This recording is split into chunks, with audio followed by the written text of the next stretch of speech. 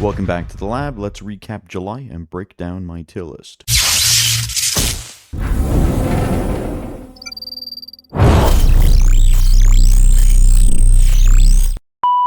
So to avoid any type of confusion, these rankings reflect my own personal taste, and just like Marmite, opinions may vary.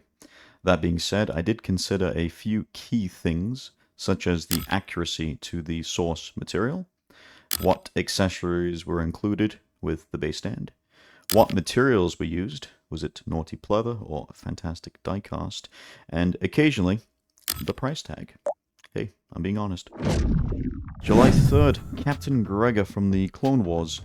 This one didn't really speak to me, felt a little bland overall, and the limited accessories didn't really help either. Also, on July 3rd, Superman from the 2025 reboot. Sculpt looks pretty good, and that base looks absolutely fantastic. I definitely understand the appeal, just not for my collection. We end July 3rd with Iron Man Mark III, Stealth version 2.0 in all his diecast glory. Sadly, I will admire him from afar. If I had the shelf space and unlimited funds, I would absolutely grab him and the other 1,000 suits that they've already released. July 7th, we get James Bond, the Commando outfit. Definitely a lot of bang for your buck. I get the appreciation. Definitely a solid sculpt and a great loadout. But not enough to pull me outside my regular trio, being Star Wars, Marvel, and DC. On to July 9th, we have Sam Porter from Death Stranding 2. Now this one's absolutely loaded, with as many additions as accessories, it appears.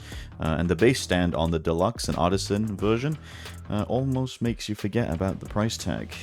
However, like Stealth 2.0, if I had the space and funds, this definitely would be coming home. And wrapping up the week, July 10th, Joel Miller from The Last of Us. The head sculpt, quite impressive to be honest with you, no doubt about that.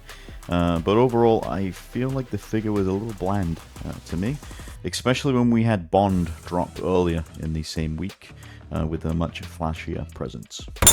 We kick off July 15th with Kamen Rider Black. Now I'll admit, I am completely oblivious to this series. The punch and kick effects are a fun touch, but overall, this one just doesn't do anything for me.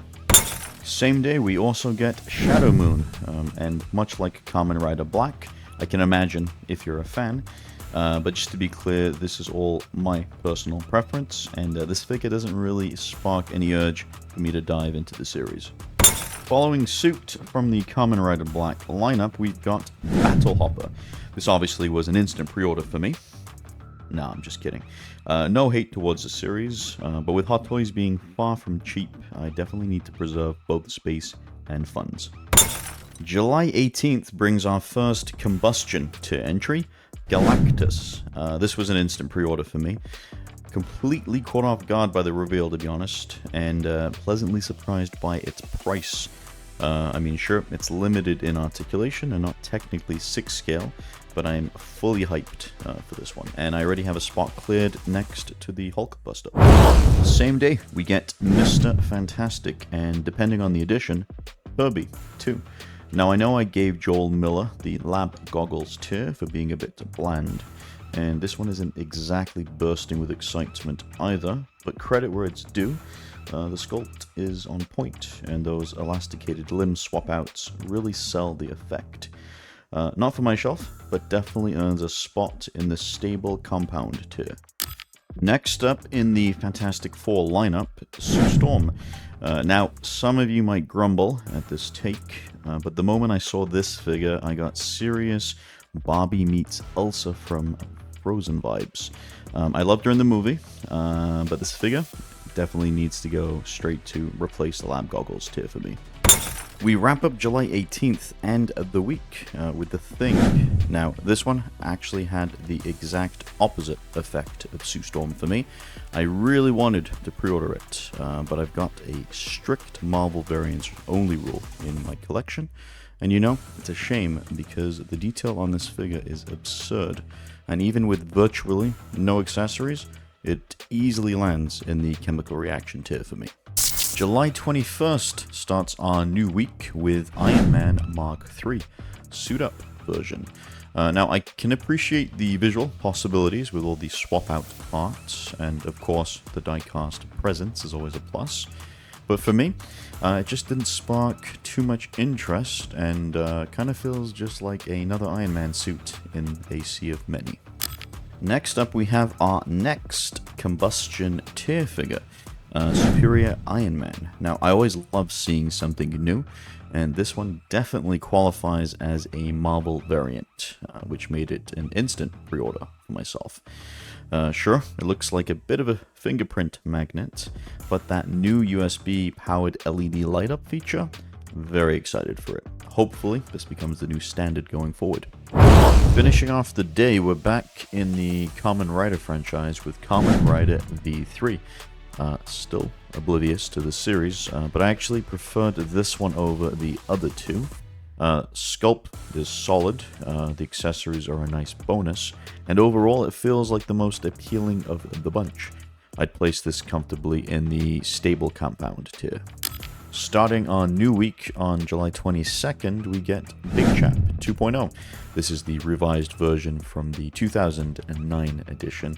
Now, this figure looks absolutely incredible with absolute insane shelf presence. I did consider pre-ordering, but unfortunately, space is tight. No question, though, it still earns a spot in the chemical reaction tier.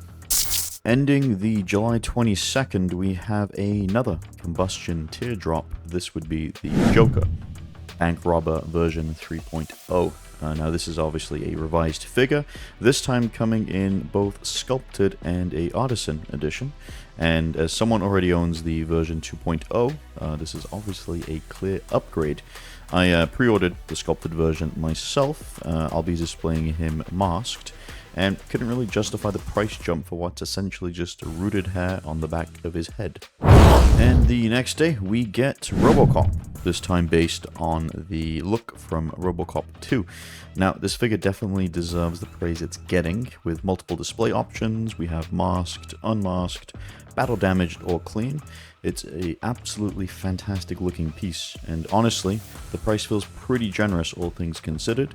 I won't be picking it up myself, but it absolutely earns a place in the chemical reaction tier. And what a way to close out the month. RoboCain. Hot Toys really went all out with this one, from the massive diecast build to the 4 posable arms and weapon loadout. This thing is a beast.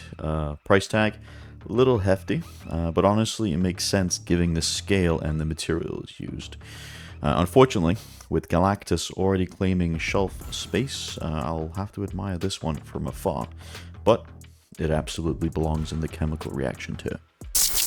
And that is our July, fully recapped and my own personal tier list.